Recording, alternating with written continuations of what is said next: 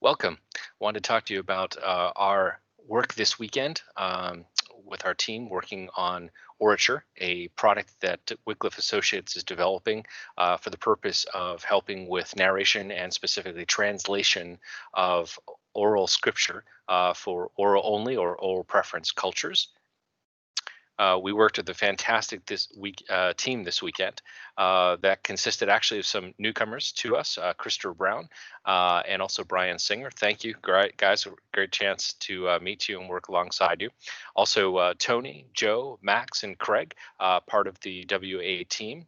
Our challenge this weekend was to take an existing software in development, Orature, which, like we mentioned before, manages and is able to record scripture. But we recognize that some people want to use their own third-party software, DAWs or digital audio workstations, simply because they have a preference, a lot of experience, or maybe it works very specifically with their hardware. So we actually tackled a number of them this weekend. The first was Logic Pro. Available for exclusively for Macintosh.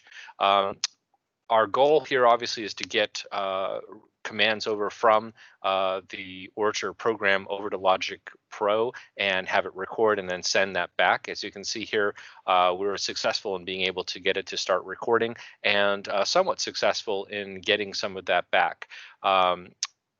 Just to part of the challenges as we discovered working on this was that it did require the installation of Python 2 and Xcode beforehand if you were going to be able to utilize on a target machine.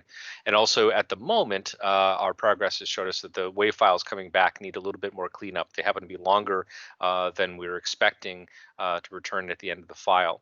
And also it would require some training and setup in order to be able to make the two systems compatible. So generally speaking, good information that we've got out of that. It may be possible, but may also not be recommended for us. Another product we worked on was Audacity, available for Linux, Macintosh, and Windows machines. Very prevalent. We did have success bringing files back and forward between both of those. We took a couple different approaches. One was which was essentially requiring the user to kind of turn on this kind of pipe in Audacity, the ability for Audacity to listen for commands to come in and scripting. And it also required that we make a specific distro of Audacity that would be primed to be able to do that. We primarily were working with that on Linux. The Mac and PC versions have not yet been explored. The second method that was also tried was just to pass information automatically to that without requiring any configuration or any setup or any specific distro. That one was successful, but also required extra steps when saving. So instead of just kind of saving or closing out and firing the take or recording back, you would actually have to go up and to the top menu and actually select a couple things as you did so. So it added a little bit more work. Generally a success. Neither of the methods necessarily address essentially cue points, or maybe if you're thinking about recording a chapter where verses would go in that, passing that information back, but not necessarily a showstopper, but things that we're working on. Another feature here, of course, was Reaper, which Jesus Films, Christopher, and also Dennis, someone we got to meet along the way, use and have an exposure to. We were moderately successful with this as well. And this one here, we were able to pass the information for it to be able to record. Exporting was a little bit of a problem, meaning once you've recorded the file, sending it back, it uses macros and the configuration file in order to set that up.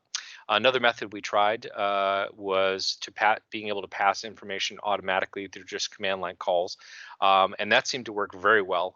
Didn't require any of that setup. However, what is still yet to be worked on is the ability to work with files that need editing, of a recording that's already been made, but I want to go in this time and be able to alter that. So we think that maybe the answer lies in kind of combining both methods and to allow us to do all of those methods. So very successful weekend. We learned a whole lot, and a lot that we'll be able to take away and continue to make this product more and more available to the general public. So that's great. Thank you.